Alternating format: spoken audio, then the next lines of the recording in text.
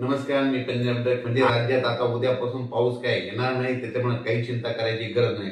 आणि कांद्याच्या सर्व शेतकऱ्याला सांगू इच्छितो, ज्यांचा कांदा काढणी चालू आहे त्यांनी तुम्ही काय करा, कांदा काढायला सुरुवात करा. कांदा काढण्यासाठी पोषक वातावरण म्हणजे उद्यापासून मध्ये थंडीला सुरुवात होणार आहे म्हणून हा लक्षात येतं.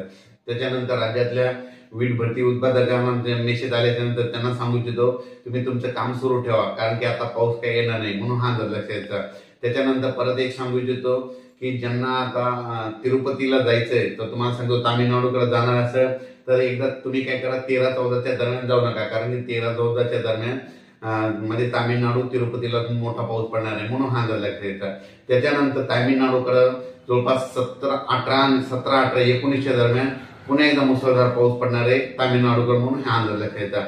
आपल्या महाराष्ट्रात मध्ये सध्या पाऊस नाही म्हणून हा अंदाज लक्षात येतात. पण राज्यातल्या सर्व शेतकऱ्याला सांगू इच्छितो की राज्यामध्ये उद्या उत्तर महाराष्ट्रात जास्त थंडी सुरुवात होणार आहे. 9 डिसेंबर पासून उत्तर महाराष्ट्राकडे थंडीला जास्त होणार आहे. त्याच्यानंतर पूर्व विदर्भ, पश्चिम विदर्भ, दक्षिण महाराष्ट्र, उत्तर महाराष्ट्र, कोकणपट्टी, खानदेश उद्यापासून म्हणजे 9 डिसेंबर 2024 पासून हवामान कोरडं राहणार आहे म्हणून हा अंदाज लक्षात येतात. राज्यात ठिकठिकाणी मात्र थंडी सुरुवात होणार आहे.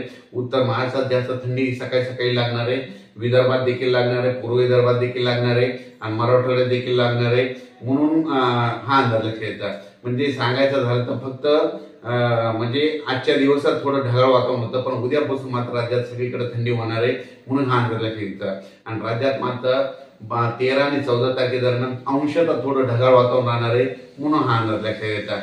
पण राज्यामध्ये सांगायचं झालं तर आता थंडीचा पारा वाढत जाणार आहे म्हणून मला मेसेज आले होते की कांदा उत्पादक शेतकऱ्यांचे तुम्ही कांदे काढायला काही हरकत नाही म्हणून हा अंदाज लक्षात येतात. आणि चण्याला देखील तुम्ही हरभऱ्याला पाणी देऊ शकतात म्हणून हा अंदाज लक्षात येतात. आणि राज्यातल्या सर्व शेतकऱ्याला सांगू इच्छितो की राज्यामध्ये 9 डिसेंबर पासून हवामान कोरडं राहणार आहे म्हणून हा अंदाज 9 डिसेंबर ते 13 डिसेंबर पर्यंत हवामान कोरडं राहणार आहे म्हणून हा अंदाज लक्षात येतात. फक्त 13 आणि 14 डिसेंबरला अंशतः ढगाळ वातावरण राहणार आहे म्हणून हा अंदाज लक्षात येतात.